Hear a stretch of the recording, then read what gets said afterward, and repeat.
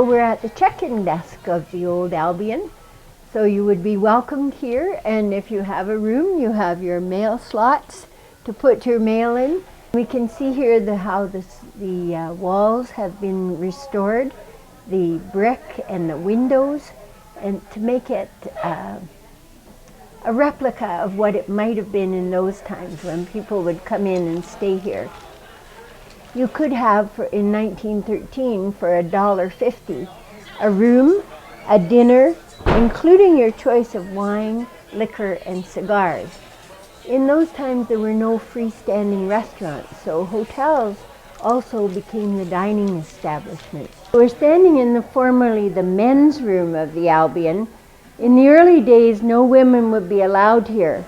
And in fact, this particular room had an extra 6 inches of plaster on it because men were wild and crazy then and could do all kinds of damage to the walls.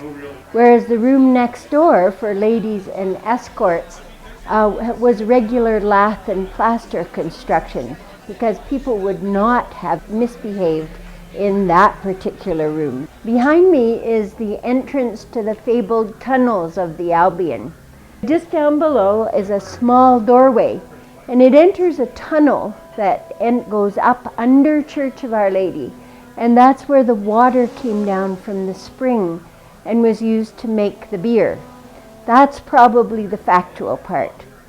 There is also a second door down below there that appears to go to another tunnel. And the rumor is associated with what role the Albion played in Prohibition in the 1930s, which raises stories about Al Capone being seen in this hotel to arrange sales of Sleeman beer to be then transported across the river. But how would you get it out of the hotel? And that brings the rumor of the second tunnel. Who would argue if a truck were parked behind Church of Our Lady, if the beer were sent up the hill through the tunnel to an entrance behind the church where a truck would pick it up and drive it to Hamilton?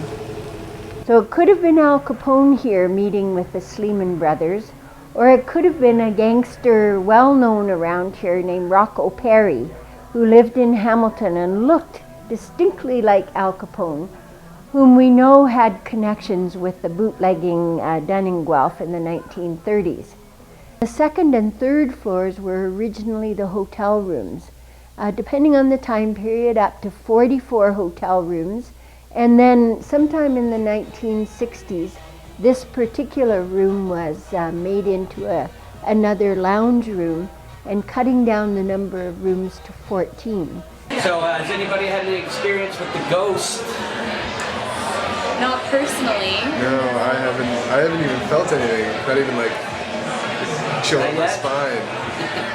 When I first started, it was like in the basement. I was like so scared to go down there, and you can definitely I can feel a presence, but now I just tell myself not to let it bother me, and nothing's happened.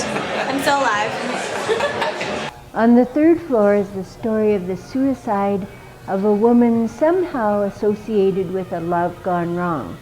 This was around 1892, and the owner of the hotel quickly quashed the story because he thought it might be bad for business that people would not come to a hotel where there was a ghost of a suicide.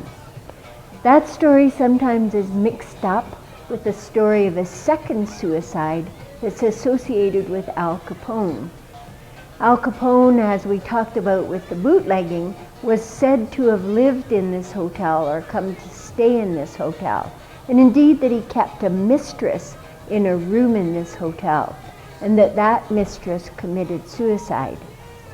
But it seems that the facts again have been confused or put together, made into the legend of the ghost, because Rocco Perry did have a mistress in a hotel in Hamilton. She did commit suicide, and that's the gangster that looked a lot like Al Capone.